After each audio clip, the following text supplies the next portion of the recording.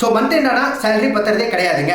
ஒரு சில சினாரியோ வந்து பார்த்தீங்கன்னா கிரெடிட் கார்டில் தான் க்ளோஸ் ஆகுது. இல்லை அப்படின்னா 15th நமக்கு வந்து மந்த் எண்டு ஸ்டார்ட் ஆயிடுது. ஸோ 15th அப்புறமே கிரெடிட் கார்டை தான் ஸ்வைப் பண்ணி நம்ம வந்து மந்த்தை க்ளோஸ் பண்ணுற மாதிரி இருக்குதுங்க. ஸோ இதை சால்வ் பண்ணுற விதமாக நான் வந்து ஒரு பட்ஜெட் பிளானிங் எடுத்துகிட்டு வந்திருக்கேன். இதை நீங்கள் ட்ரை பண்ணி பாருங்கள். தென் இந்த மந்த் எண்டு எப்படி இருந்துச்சுங்கிறதையும் நீங்கள் மறக்காமல் கமெண்ட்டில் போடுங்க. ஸோ ஸ்கிப் பண்ணாமல் இந்த வீடியோவை ஃபுல்லாக பாருங்கள். அப்போ தான் இந்த பட்ஜெட் பிளானிங் உங்களுக்கு புரியும்.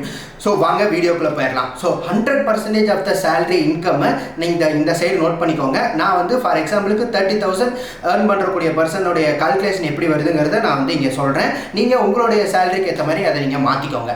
ஸோ 100% ஒரு சேலரி வந்து பார்த்தீங்கன்னா 30,000 rupees. ஸோ இதில் 15% வந்து அவர் எடுத்து ஒதுக்கி வச்சே ஆகணுங்க. ஸோ 15%ங்கிறது 30,000ல் 4,500 rupees. ஸோ இந்த 4,500 rupees-ஐ அவர் எக்காரணத்தை கொண்டும் டச் பண்ணவே கூடாது.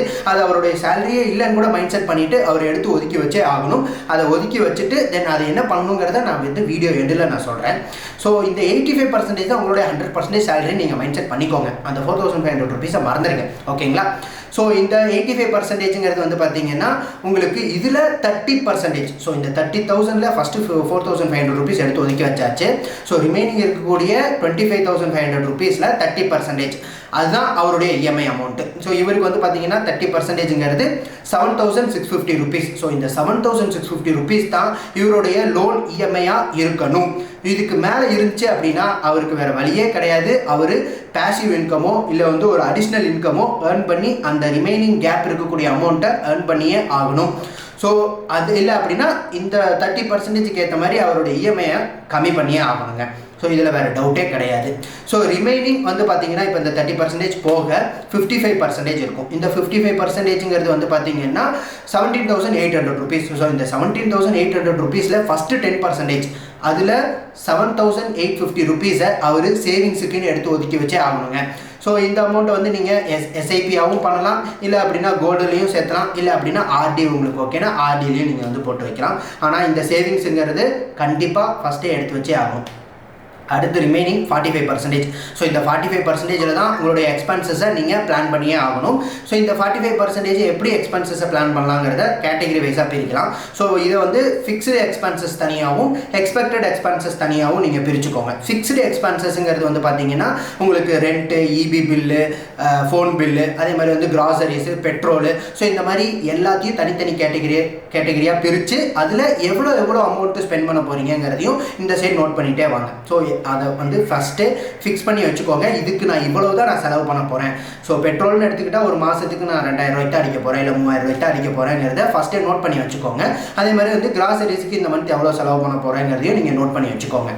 ஸோ எக்ஸ்பெக்டட் எக்ஸ்பென்சஸில் இந்த மந்த் ஏதாவது ஒரு ஃபங்க்ஷன் இருக்குது, இல்லை வந்து நான் ஏதாவது வண்டி மெயின்டெனன்ஸ் பண்ணணும், இல்லை இந்த மாதிரி மெயின்டெனன்ஸ் செலவுகள் கண்டிப்பாக இருக்குது அப்படின்னா அது என்னென்ன எக்ஸ்பெக்ட் பண்ணுறீங்களோ அந்த அமௌண்ட்டையும் நீங்கள் நோட் பண்ணி வச்சுக்கோங்க. அது என்ன கேட்டகரிங்கையும் நீங்கள் வந்து நோட் பண்ணி வச்சுக்கோங்க. ஸோ இப்படி நீங்கள் ஒரு பட்ஜெட்டை ஃபிக்ஸ் பண்ணி வச்சுட்டு மைண்ட் செட் பண்ணிவிட்டு அதுக்கப்புறம் இந்த மந்த்து ஸ்டார்ட் பண்ணுங்கள். ஸோ இந்த மந்த்து 25-26 வரைக்கும் கரெக்டாக நீங்கள் எக்ஸிக்யூட் பண்ணி கொண்டு வந்துட்டீங்க அப்படின்னா உங்களுக்கெல்லாம் ஒரு ட்ரீட் நீங்கள் கொடுத்துக்கலாம். வீக்கெண்டில் எப்படி கொடுக்கலான்னு கேட்டிங்கன்னா, இவர் இந்த 30,000ல் ஃபஸ்ட்டு 15% எடுத்து வச்சார் இல்லைங்களா?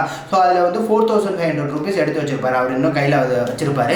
அந்த 4,500 rupees-ல் 2,000 எடுத்து அவருடைய வீக்கெண்டில் ஒரு ரெஸ்டாரண்ட்டோ இல்லை வந்து ஒரு மூவியோ பிளான் பண்ணிக்க முடியும்.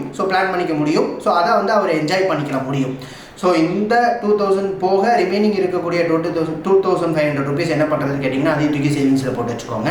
அதை ஏதாவது ஒரு நீங்கள் எக்ஸ்பெக்டட் எக்ஸ்பென்சஸுக்கோ இல்லை வந்து வேறு ஏதாவது ஒரு எமர்ஜென்சி செலவுகளுக்கோ நீங்கள் அதை வந்து பிளான் பண்ணிக்கோங்க. ஸோ இது மறக்காமல் இந்த பட்ஜெட்டை ஃபுல்ஃபில் பண்ணிவிட்டு அதுக்கப்புறம் அந்த அமௌண்ட்டை நீங்கள் எடுத்தால் போட்டும் போதும். அது வரைக்கும் நீங்கள் டச் பண்ணிடாதீங்க.